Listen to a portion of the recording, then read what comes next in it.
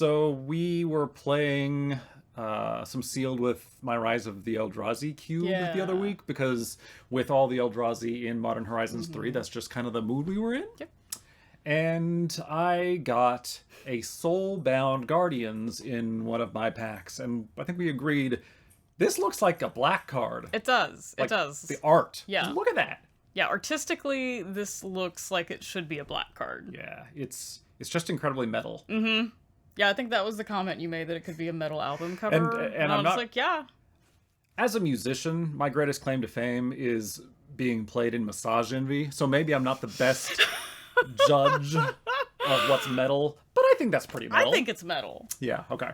Yeah. So we agreed on that. And then we started talking about other cards that artistically look like they should have been a black card. So we went, and over the past week we both came up with a list of what we think should be a black card, or maybe could have been a black card. Could have been a black card. Right. Yes. But I think we quickly found that we had to put some ground rules out there, because pretty much everything in all of the Innistrad sets, Yes. like half the cards in those sets, look like they could have been a black card. Same for the stuff that's based on Phyrexia, Yeah. like new Phyrexia. Yeah. We kind of agreed to exclude the spooky sets because yeah.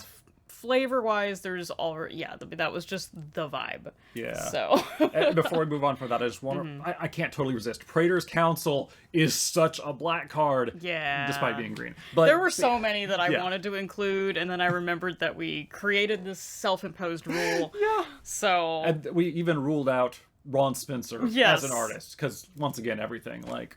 Ron Spencer is my favorite Magic artist, but if you don't know who Ron Spencer is, look him up. Look at Yawgmoth's Will. That's probably one of Yeah. his most notable pieces, but everything he draws is just so delightfully spiky. Yeah. Yeah. And I think honestly he's my favorite Magic artist. Yeah, it's... I mean, I have so many favorite Magic Yeah. artists. I mean, it's hard to pick one, but for Yeah. me, I think it's Ron. Yeah. I think it's Ron. And then there was a Borderlands set. Yes. And that was Shadowmoor. So I found a ton in that set. that I There's was a lot. thinking could be, and then I just personally was like, okay, I'm just making a note of this, but probably gonna Yeah. not. But you found I what included you really one. want. I included Okay. one. My one that I was like, I'm gonna throw this in there is Heap Doll from Shadowmoor. Heap Doll is an artifact creature scarecrow, and just looks like he should be a black card. Like, Oh, yeah. look at him. I don't know. Very spooky, atmospheric, and I mean a lot of the stuff in that set is, but this one really stuck out to me. I also tried to make a concentrated effort on colorless cards. And another rule that we should mention somewhere in here is that we tried to exclude things that create black tokens. Or have black color Or identity. have a black, Yeah. maybe not in the casting cost, but have a black activated ability or some other feature in that way. And I was also looking at, do these abilities fit in with black cards? Okay. And just everything else on the card. Because if we go back to the card that set us off on this path, the Soulbound Guardians, flying is sometimes black. They're a spirit. Spirits do tend to be white. It tends to be like the Magic designers have separated undead into spirits are white, zombies, skeletons, everything else tend to be black. But it is still undead. It's not like that. That's kind of close enough. It's not a black card. And then Heap Doll, it has a sacrifice ability. Sack stuff is generally associated with black, and then remove target card in the graveyard from a game. Black does everything with the graveyard. Yeah. And some other colors have a lot of graveyard hate too, but black, anything you want to do involving the graveyard, black is there. Black for has you covered. Black is always there for me. Yeah. That's why our color identity is black. Yes, indeed.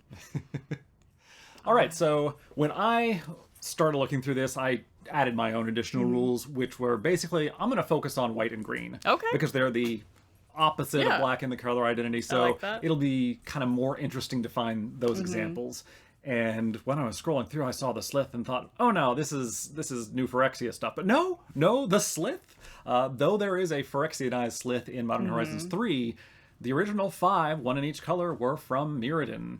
Phyrexia was nowhere to be seen at that time. That was Karn's constructed plane that then Mimnarch went mad and took control over and started setting soul traps and bringing in species from all over the multiverse to populate. And we don't know really what the Slith are or where they were from.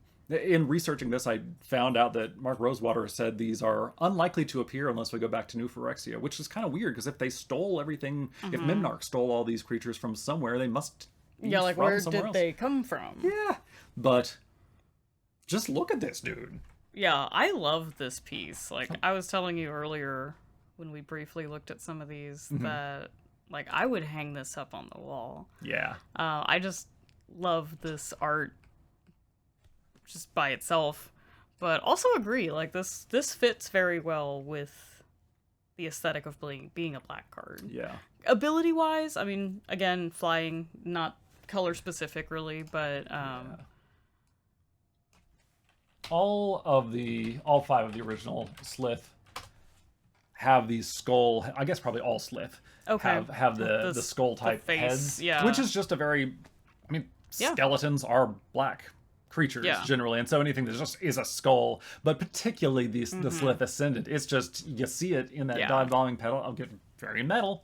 But also, those abilities could just be on any vampire. True. I was shocked to find that there are no vampire cards that have that exact text box. There are a bunch that are flying, and there are a fair number that give themselves a 1/1 counter when they do combat damage, or when another... But that exact combination actually isn't on any vampires yet. That's interesting. Surely that will change at some point. It's like, that seems likely. Yeah. All right. What do you have next? My next one is from the Lord of the Rings set, the Stone of Edic. Yeah. This is a 1-drop enchantment, or sorry, 1-drop artifact.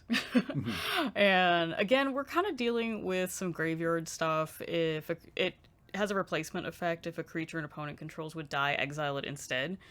This is an ability that appears on a couple of notable black cards. I think Kalitas, Trader of Get, has that ability. Yeah. There's a couple other ones that deal with that. So that is kind of a black ability. Oh, yeah. And then you can sacrifice this to exile target player's graveyard. Bojuka which, again, something we've seen on other black cards.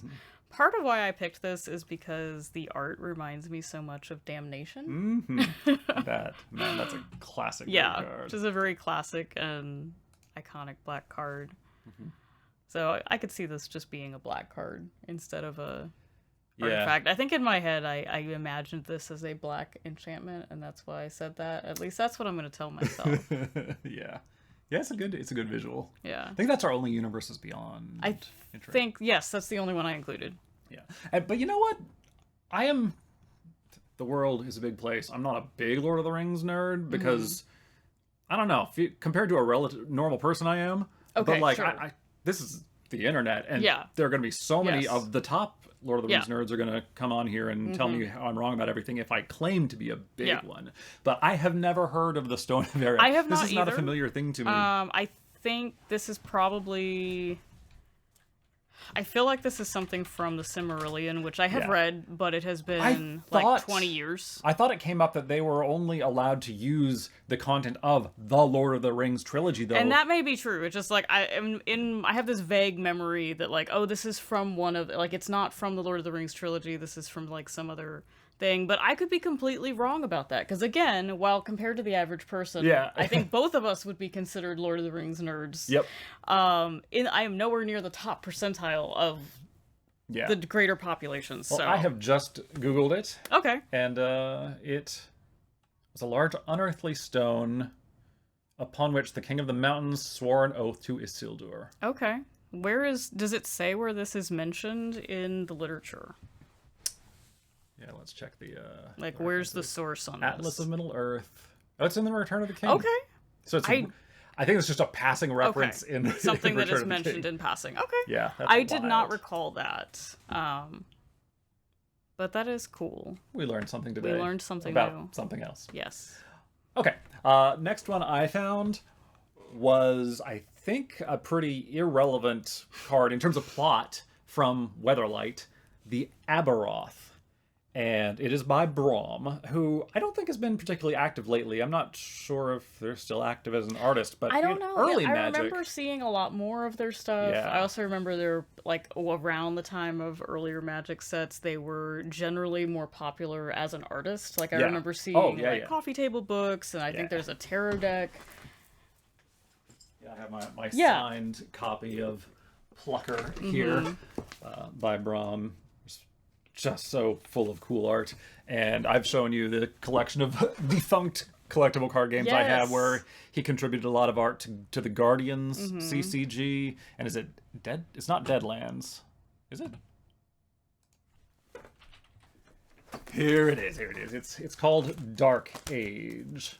There's the back of the cards, and it had a more limited number of artists, but Braum did all of whatever this category of card was. Card type, I guess. There were a lot of early Magic competitors in the first decade of the game. I mean, I guess there have been a never-ending cavalcade, but so many card games seem to just come and go in that real early phase. But Braum was all over the place then, and generally, I'd say his art style matches a black color item pretty well. Real creepy, nightmarish stuff. And this, to me, looks like a zombie. It just looks like a zombie giant. And it was printed as Summon Aberoth, early creature type. Okay, I was going to say, what is an Aberoth? It is an elemental now. Okay. So I don't know. Let's Google that too and see if that means anything outside of that. It doesn't look like it. Okay. Getting no hits. I know there are a number of D&D creatures that kind of have similar names, but we've already gone off enough tangents. I don't think I need to look those up in the monster manual too. But also the cumulative upkeep. I think it's flavorful if this was a zombie. It's like a zombie Goliath, and it was just made a little too big to be structurally stable, so it's kind of falling apart real fast. And I think that just... I just thought of a fun tie-in. I just read the flavor text. Weatherlight banked sharply as the colossal beast rose up to crush the Lone Rider. My bet's on the dirt. Dirt? Yes? This is the Dirt Man. That's the Dirt Man? That's the Dirt Man. I will... Okay, I'll leave a little dirt under my pillow. Tell your friends. I do not want to visit from this Dirt Man. He's going to take you down to his lair. Okay. And up up next is my next pick. This is Aether Vile. Specifically, the art featured in...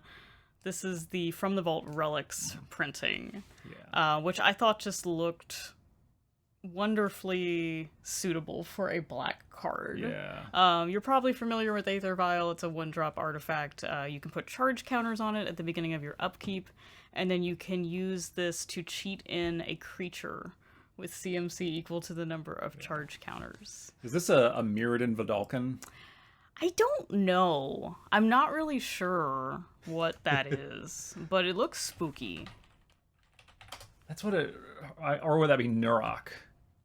I mean, that's what they are, is the Vidalcans on Mirrodin. I'm fairly certain, but the number of eyes looks very spider-like to me. What's the right form of arachnid? Arachnid? Is arachnid, it's the adjective and the noun? That looks very arachnid. It does look arachnid. Yeah, that feels right. I think that feels right. Okay. I don't know if that's correct linguistically, but I'm going to use it that way. Good, very, yes. Good, yes, good. But yeah, this just feels very dark, and I like this as art for a black card. I could easily see this being in a black frame with no problems. How would it be costed, though? Would it be like just 1 Phyrexian mana? Yeah, I could see that. Maybe just 1 Phyrexian black. Yeah. And ability-wise, this is not really something that black messes around with too much.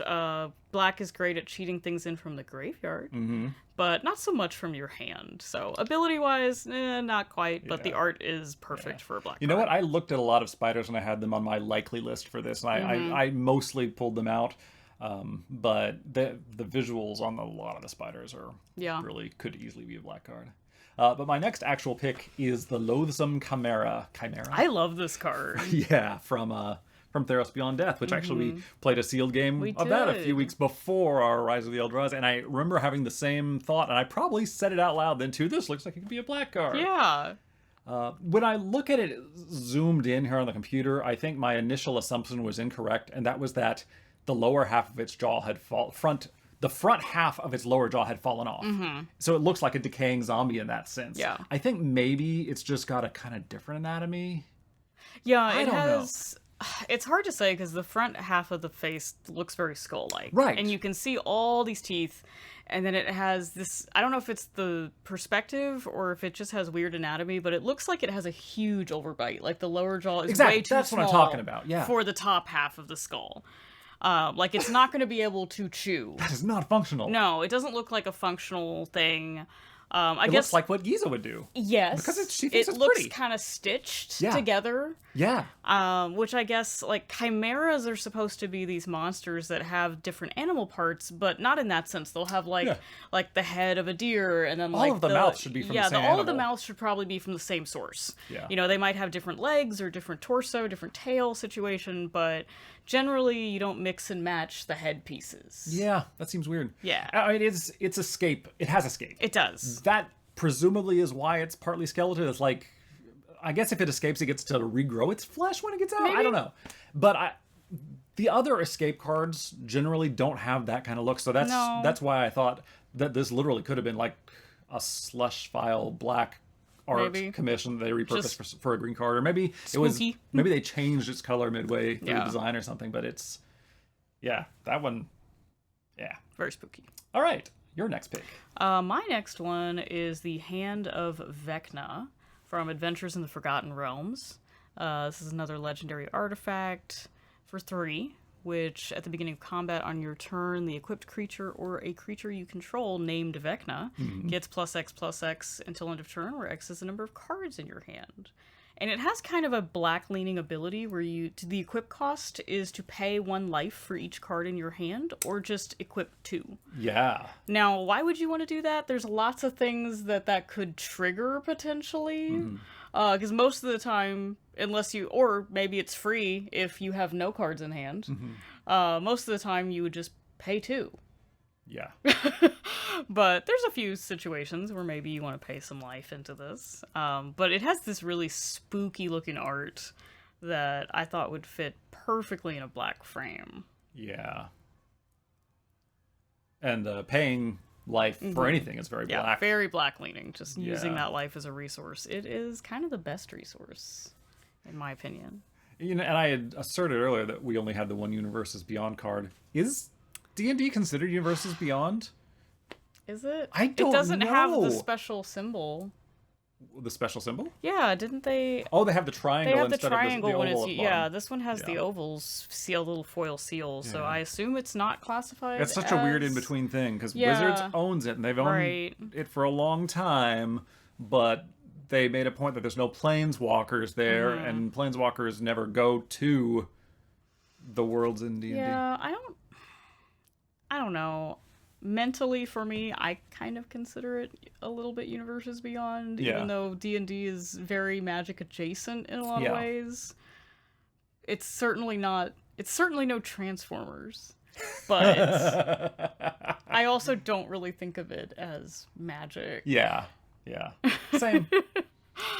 All right. My next pick is from Tempest. And actually, I saw a lot of cards in the Tempest art file that I considered power sync. Pretty much everything that's Sultari, which are the shadow creatures. Yeah. Noticed that Kev Walker was a Those are really real recurring spooky-looking artist in my Hey, contenders there's another list Ron as Spencer too. piece. Yep.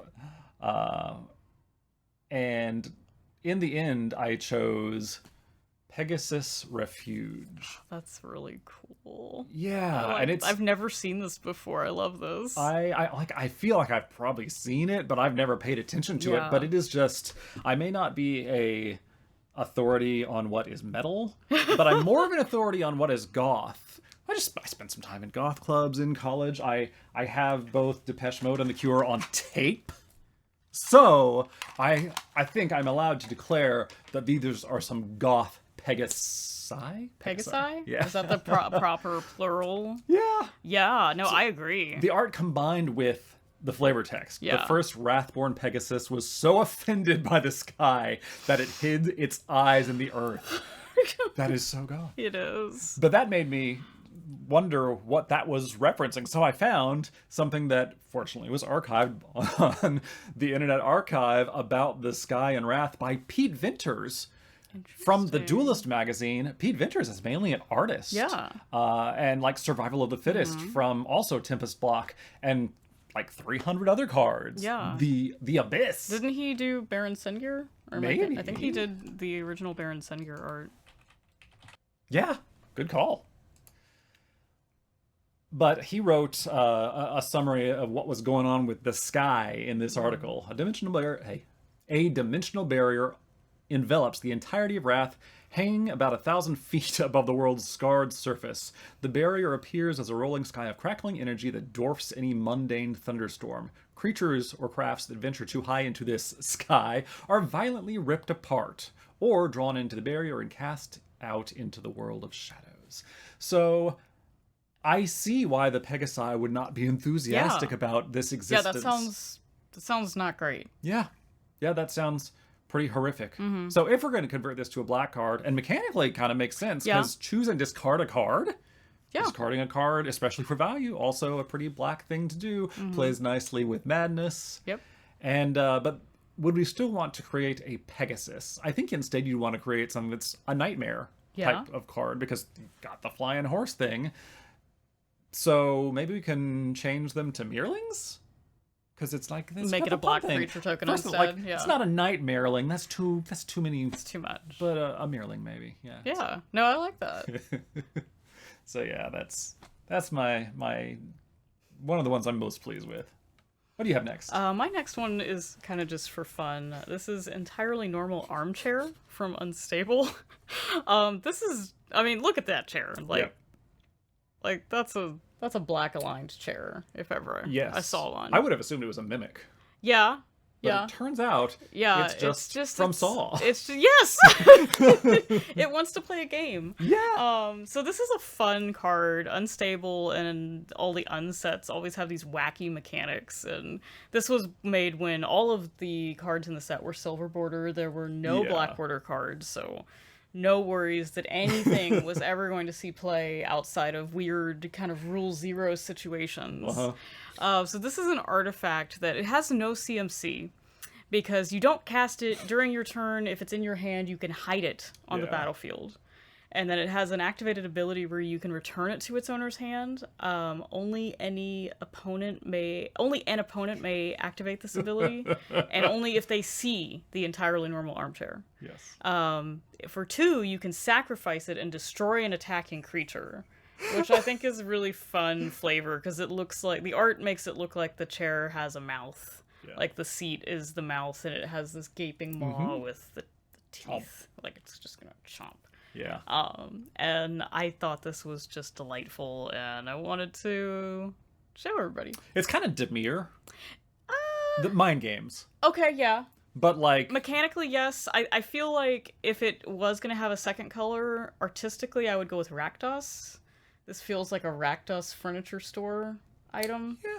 But the mechanics of the card, very demure. All right. Very sneaky. Yeah. This is Scrapyard Recombiner from Modern Horizons 1? Yeah. Modern Horizons original, before we had OG. any numbers, OG. This is a construct creature with modular 2, and you can tap and sack an artifact to search your library for a construct, reveal it, put it into your hand, and shuffle your library. Artistically, this is pretty dark leaning. It's got this little spooky construct mechanic guy on there. It looks like old Phyrexia stuff. Yeah, this feels more like original Phyrexia, which is my favorite Phyrexia. But this, I feel like it kind of feels black, like sacrificing something. We're exchanging resources, we're tutoring. This feels like a very, very black card mechanically. Yeah. Modular kind of goes wherever. I don't know that that's really concentrated in any one color. That tends to be something that comes up more in a set where they're using that mechanic. Yeah. But it does have, it's something that triggers when the creature dies. So that is also kind of black, that we're sort of recycling that resource. Yep. I like it. And that we're getting something when this thing gets squished. So we'll make it like 2 and a black. Yeah, I think 2 and a black would be fair. Yeah. Good. All right. I mentioned that I mainly tried to focus on white and green because red cards, just every card file I was scrolling through, and I looked through a lot of card files. Most of the standard sets ever released, I at least skimmed through for this. And red cards just, they have a lot of actual red in the art. Yeah. To a degree that it just really kind of cordons them off into their own space.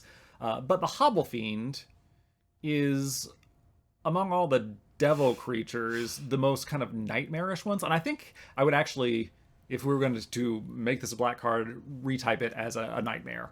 Just that third eye takes it out of devil and into just creepy horror or nightmare. Yeah.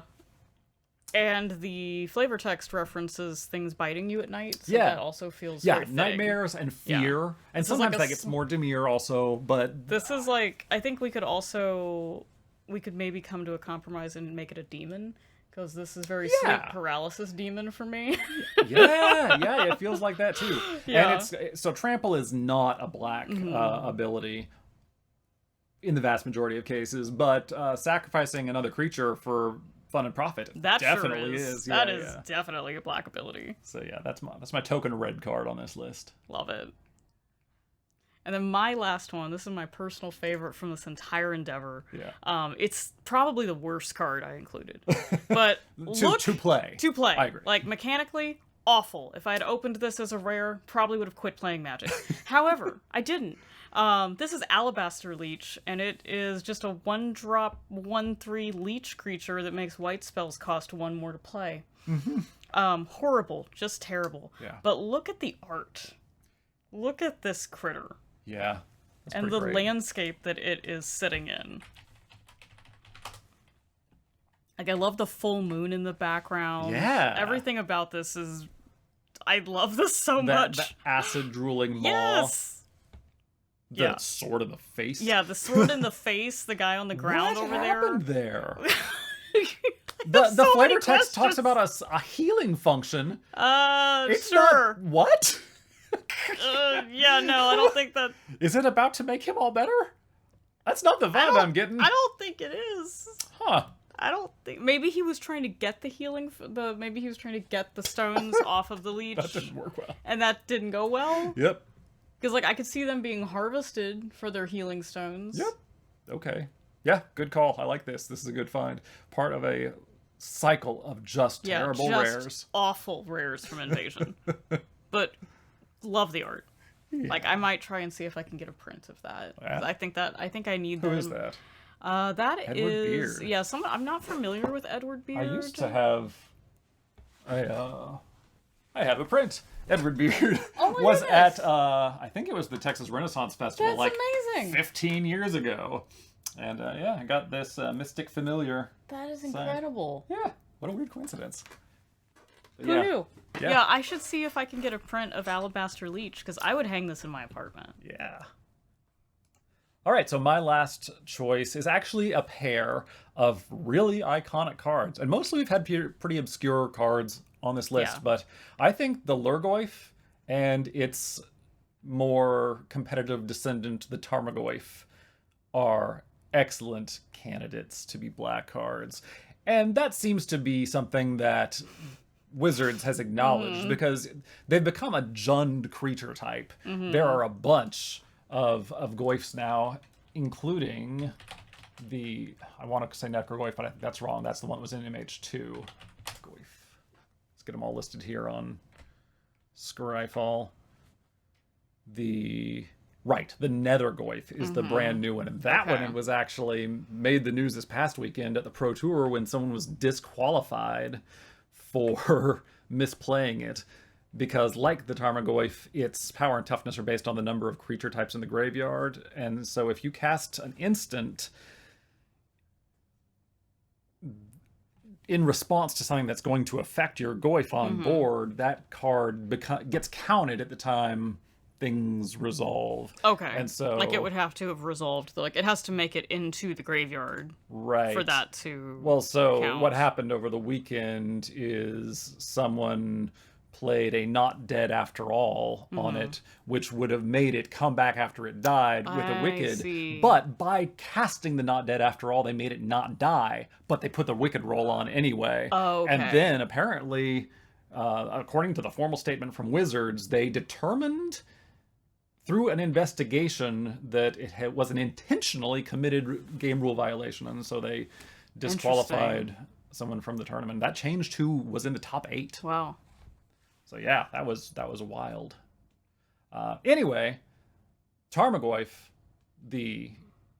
has just been an absolute powerhouse for years and years, and for a long time, Modern had just Jund was its own huge player. You know, Reed Duke made it really popular. I don't know if he made it popular, but he is the face of Jund. And I want to show off my top prize ever from actually playing Magic. I won a whole pre-release event, which I realize is not a very impressive thing in the scheme of people talking about Magic on the internet, but I felt really proud of it. And this Japanese language 30th anniversary edition Tarmogoyf was the prize. That is super cool. So I bought a real fancy that frame that you from have for it. from Etsy, and That is a wonderful frame. yeah, and I display it at every possible opportunity because I'm probably never going to top that. As you should. It's wonderful.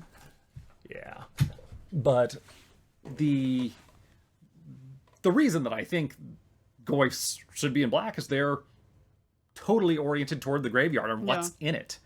And that is a very black ability. We see that on a number of creatures that care about number of creatures, card types, creatures, etc. in the graveyard, making them bigger. They're drawing their power from that source. So it seems kind of weird to me that they made this a green card in the very first place. And the art on the original Lurgoyf it looks like it's eating a zombie. I mean, it looks like it's eating a corpse. Yeah. Well, or a zombie. I mean, the thing it's eating looks very distraught by being eaten, so it seems to be... It's not consensual. They're not okay with this. So maybe the idea is it just drained its life force so quickly. I mean, the flavor text created its own cards. I mean, we have a Safi Eriksdotter now. Do we have a Hans as well? Hans Eriksson. Hans Eriksson. Yeah, right. Because he's from Commander... Yeah, Commander Legends. And then there's that silly uncard from... It was on the card file back there. The Akhans Run. Oh, yeah. Enchantment that also references this card. Yeah. So the art for Lurgoyf, very black. Its mechanic, very black. Tarmogoyf, Tarmogoyf cares about number of card types rather than number of creatures, but otherwise it's almost the same card, right? It's much cheaper. Similar. It's been competitive because it gets big it's such a more efficient card. And it's a 2-drop. Exactly. But that art is, I don't know, maybe it's not more black. Like the overall tone of it is even creepier. But it's eating just a normal living thing, which honestly feels like I get why that would be green. Yeah. Green giant beast just consuming everything voraciously. Big monsters eating things. Yeah. They don't care that it's a human. Yeah. But that's not important. Yeah. So those two, I think, would make totally reasonable black cards in the first place. And hey, they get played in the exact same... Well, the Tarmogoyf would still be in the same Modern deck. So yeah. Would not be a problem. Yeah. All right. So there are... So many more cards that could fit. There really are. I think if any of our viewers can think of some fun cards that they think... list your favorites. Yeah, list your favorites. I would love to look at them. Yeah, it's cheating to just say all of Innistrad, though. Yeah, I will say you have to follow the rules. No Innistrad cards. Nothing that takes place on Innistrad. Yeah. And nothing that takes place on New Phyrexia or any like big Phyrexian themed set like Mom or All Will Be One. Exclude those. Yep, fair enough. And messing up our light. Noodle. Why BB-8 is here now.